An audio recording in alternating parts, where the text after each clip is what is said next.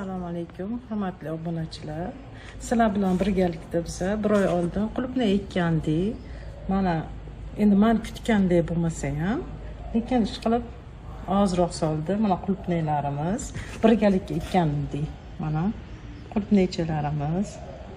Mana pastaklar вообще chiroyli bo'lib, o'ttiq bo'lib chiqdi. Mana bu ham endi pishyapti mana. Qulupnaylarimiz. Mana bu anaqa pastiksi. Mana chiroyli. Yaqinroq ko'rsatsangiz, mana chiroyli. Mana orqasida ham bor ekan. Mana bu tomonda, hozir orqa tomonda qolib ketdi. Mana bu tomonda ham bor. Mana qulupnaylarimiz ko'rinayotgan bo'lsa, chiqdi.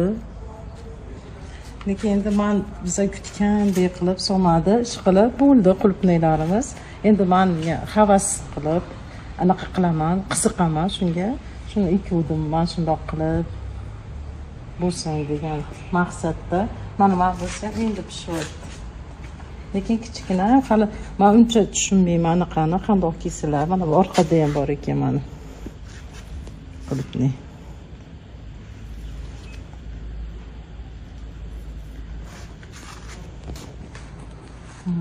Keyin mana bu tomonda ham mana pastak qulupnaychalarimiz pishgan.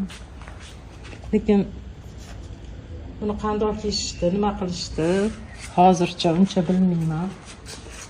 Mana bunimiz anaqa poliv sug'orishga suv solaman. Oz tomadi, shu bilan suv ichadi qulupnaylar. Mana bu anaqa quriganlarni olib tashlash kerak. Keyin men bilsam uzib tashlamoqchiman. Endi o'zimcha, потому что bu anaqa bo'lib qoladi. Menga ketib qoladi kuchi, ildizini. Shuning uchun bilan kesib qo'ymoqchiman. Hosilini tera olaman. Endi bir chelak bo'lmasa, bir piyola bo'lishi mumkin. Hop, mana shunaqa gaplar. Sizlar ham qilinglar shundoq. Mana bu joylariga ham bor. Qulupnaylarimiz. Keyin men bularga ham ekib qo'ydim. Bundan keyin bularga hali bir oy bo'lmadi. Mana keyin mana plastikiga ham yashikka ekib qo'ydim.